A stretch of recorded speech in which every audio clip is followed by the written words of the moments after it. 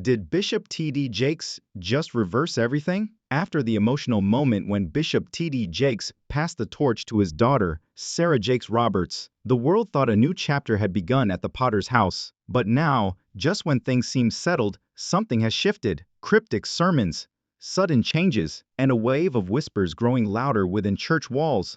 Could the legendary bishop be stepping back into the spotlight? Today, we're breaking down the growing speculation that T.D. Jakes may be returning to the pulpit, not as a guest, but as the leader once again. What's really happening behind the scenes? Is Sarah Jakes Roberts under pressure? And why are longtime members raising eyebrows at recent Sunday services? Stick with us, because what we've uncovered might completely change how you see this spiritual dynasty. Something is stirring behind the polished walls of the Potter's house, and it's sending shockwaves through the entire faith community. What began as quiet murmurs has now grown into a storm of speculation. Bishop T.D. Jakes, a towering figure in modern Christianity, had seemingly passed the mantle to his daughter, Sarah Jakes Roberts, marking a generational shift many hailed as historic. In 2022, he stepped back, his farewell marked with grace and finality. But now, subtle signs suggest the story may not be over, and what's unfolding may not just rewrite the narrative, it may ignite a whole new chapter. Recent appearances, cryptic messages, and an undeniable shift in energy are pointing towards something unexpected. Bishop Jakes may be stepping back into the spotlight, not just as a voice of guidance, but as the leader reclaiming his position. Has something changed behind the scenes? Is this divine redirection or a response to turbulence within the ministry? One thing is clear, this isn't just about a pulpit, it's about power, purpose, and the future of a spiritual empire. In today's video, we uncover what's really going on behind closed doors, and why this could be the most controversial move of Bishop Jakes' entire career. Will his church be reclaimed by Bishop T.D. Jakes? Recent incidents, behind-the-scenes conversations, subliminal signals in recent sermons, and potential conflicts within the Jake family heritage will all be discussed. You won't believe what has allegedly been stated in private meetings and how it may impact one of the world's most powerful ministries' future. This is where things start to get interesting. So have a seat. Bishop T.D. Jakes' 2022 announcement that he was resigning and giving his daughter control was viewed as a significant moment of empowerment and legacy. There was emotion in the Potter's house. In a ceremony widely praised on social media, Sarah Jakes Roberts, who is renowned for her unadulterated genuineness and youthful anointing, accepted her father's spiritual legacy. Bishop Jakes' prayer over her was captured on video and went viral. This was historic, not merely symbolic. Here's what many missed though. Bishop Jake never explicitly stated that he was leaving the Potter's home or resigning from ministry. In actuality, Bishop Jake remained in the background, exercising crucial control over the church's vision, leadership style, and financial choices, even as Sarah took center stage in some areas, including Sunday services and women's evolution. Now, insiders say that things took an odd turn in late 2024, and what appeared to be a passing of the torch may have simply been a brief repositioning. Several guests and church employees reported that Bishop Jake started to subtly reappear more frequently, not only in sermons but also in private leadership meetings. Reports began to circulate that he was making employment decisions, requesting oversight on important administrative decisions, and requesting information on ministry departments. Was this always a part of a larger plan, or was the transition ever finished? They don't want you to know the surprising part though. According to a number of sources, church leadership was never changed legally or structurally. Some claim that Bishop Jake never truly left, and he still retains all of the important powers behind the scenes. The church community cheered when Sarah Jake Roberts took the lead because she was youthful, energetic, and incredibly relatable. With sermons that spoke to the broken, the rejected, and the next generation of believers, she invigorated the stage. Her voice was audible outside the church as well. It reverberated on YouTube, podcasts, conferences, and social media sites. Thousands of women attended her events and hung on to her every word as the Woman Evolved movement took off. However, behind the scenes, things weren't always easy as her stardom grew. Some old Potter's house members started to feel disconnected, despite the fact that many praised Sarah's openness and her capacity to relate to Gen Z and millennials. Bishop Jake had been their spiritual father for years, a strong prophetic voice who spoke with authority and biblical depth. Some members claim to feel spiritually undernourished as a result of Sarah's more conversational and therapeutic preaching approach. She was criticized both inside and publicly for being too shallow, too trendy, and too soft to support a legacy as large as the Potter's house. Others silently wondered if the church's early spiritual underpinnings were being jeopardized by the move toward culture-driven ministry. The dispute followed. A number of minor but contentious alterations were made to the Potter's home around the beginning of 2025. According to reports, a number of longtime pastoral staff members were fired or resigned. Worship sessions started to feel more contemporary, almost like concerts, which led to discussions on social media over whether worship or entertainment was more important. Perhaps most significantly, Sarah Jakes Roberts openly acknowledged in a sermon that she was still undergoing her own healing process, a statement that sparked discussions over pastoral leadership and spiritual preparedness. According to church insiders, Bishop Jake and other officials became uneasy about these changes.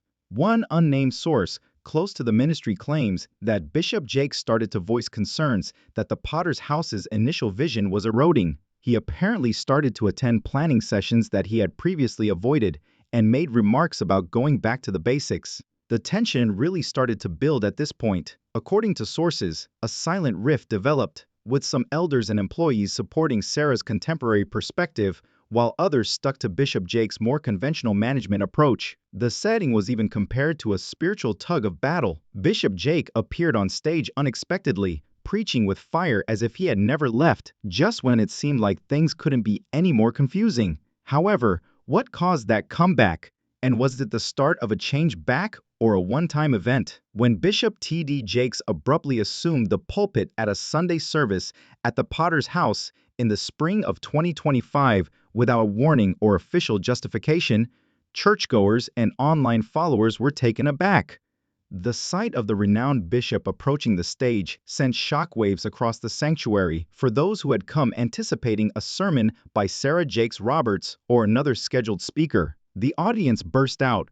Phones emerged. The number of live streams increased. He had not just returned, he was ablaze. However, the return wasn't the only thing that got people talking. It was his nonverbal communication. Bishop Jake made a loud proclamation at the start of that sermon. The home will eventually need to be raised and re-anchored since everything else will collapse if the foundation trembles. Some interpreted this as a potent metaphor for the wider church or the status of the world. However, many people, particularly those who had been closely monitoring the leadership change, thought this was a covert message, a coded call-out, a subdued but audacious declaration that something was amiss in his own home, the Potter's home. Bishop Jake made several statements throughout the sermon that ignited social media. We have become overconfident in our cuteness. It's not necessarily anointed just because it's popular. Even when the sheep believe they don't need the shepherd, he never deserts them. Let's take a moment to think. These specific phrases were spoken with remarkable fervor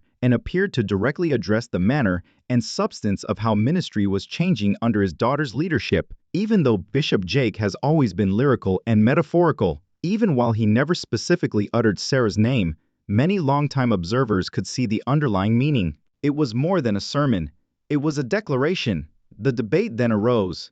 Was Bishop Jake addressing a more general spiritual problem in the church, or was he discreetly and openly correcting his daughter? In the same week, a video clip of his sermon went popular on Instagram and TikTok, with viewers dissecting every word, gesture, and scriptural allusion. A flurry of speculation broke out. Had he returned? Was this an act of power? Bishop Jake continued to add gasoline to the fire by speaking at several Sunday services, making numerous appearances on church flyers, and even taking back his seat at important Potter's House functions. Then the greatest shock arrived. A number of Potter's House employees reported that Bishop Jake had taken up the duty of chairing monthly strategic meetings, which had been subtly transferred to Sarah Jakes Roberts months prior. This was viewed by some church members as a necessary return to order. Some, on the other hand, saw it as a silent reversal of the changeover, or even a vote against Sarah's leadership. This is where it becomes even more profound though. Bishop Jake, according to a family source,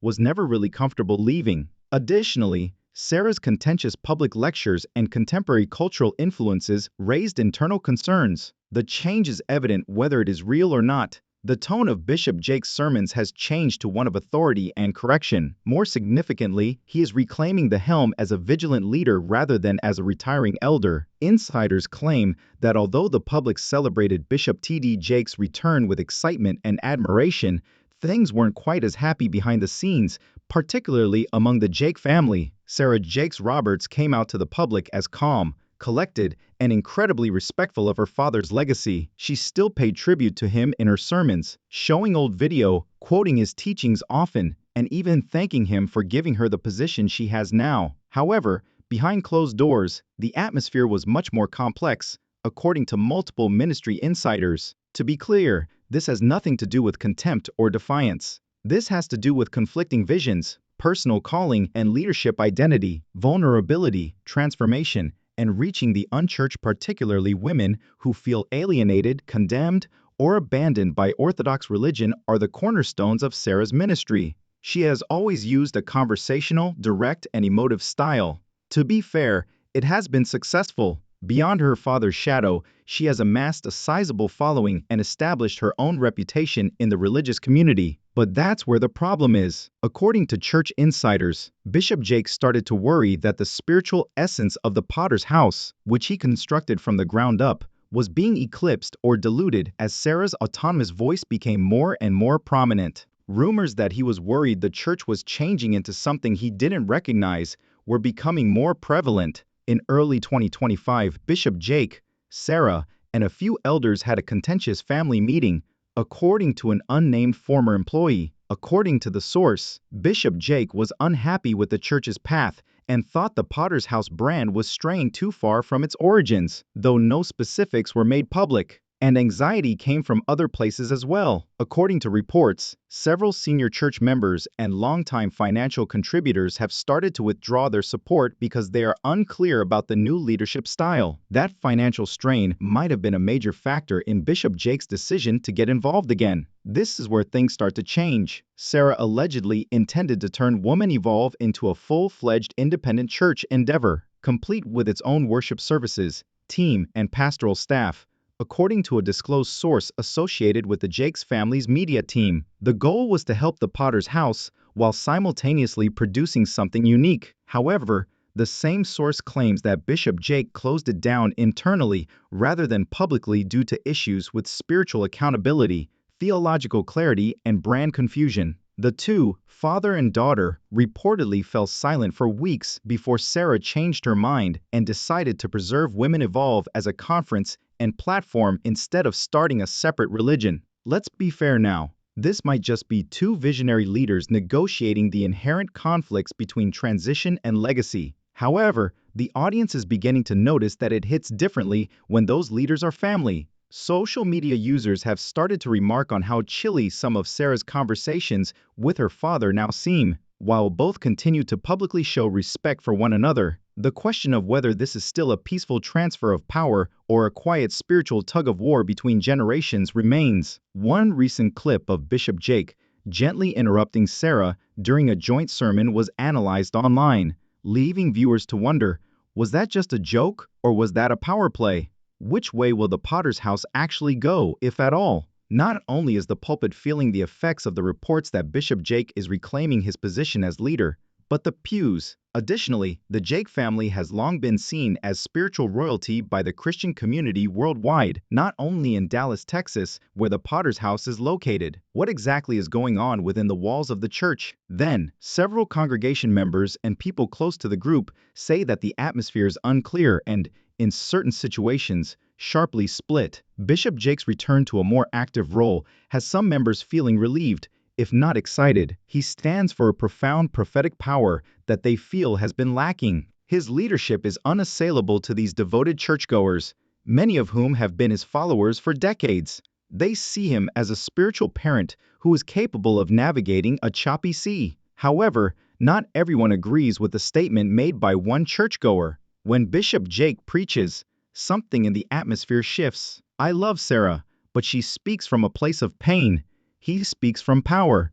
Younger participants are beginning to feel alienated, especially those who are drawn to Sarah's contemporary, open and emotionally honest ministry style. Sarah was more than a preacher to them. She served as a mirror, safely reflecting their flaws, uncertainties, and hardships. She frequently discusses identity, healing, trauma, and therapy in her sermons. In a chaotic world, many contemporary believers want for all of these things. Concern was expressed by a young woman on TikTok who often shares content from the Potter's house. Sarah seemed to be offering us something new and genuine at last. These disparities are also manifesting online, and it feels like we are being dragged back into the previous system. Under Potter's house video, social media comment sections have turned into silent battlegrounds, with one side supporting Sarah's development as a minister and the other applauding Bishop Jake's return to power. With headlines like, "Is the church ready for Bishop Jake's 2.0?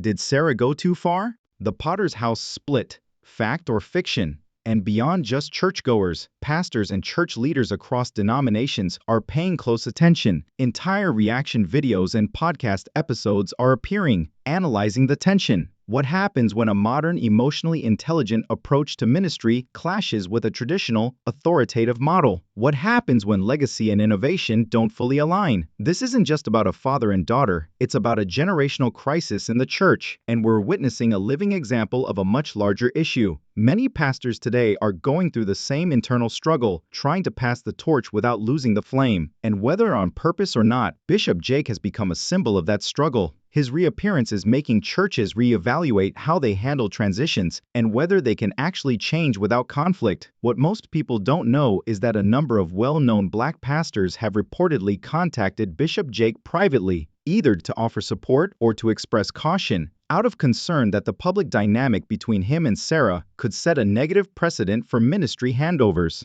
This isn't just about ego. The congregation, the lifeblood of the church, is caught in the middle of all of this, and some are wondering if they are seeing a ministry they have loved for years come apart. It is about spiritual stewardship, legacy preservation, and the delicate dynamics of public ministry. Others hope that this tug of war may eventually lead to a more cohesive, stronger vision. But in any case, the strain is visible in the body language, the messages, the leadership changes, and the quiet between once harmonious moments.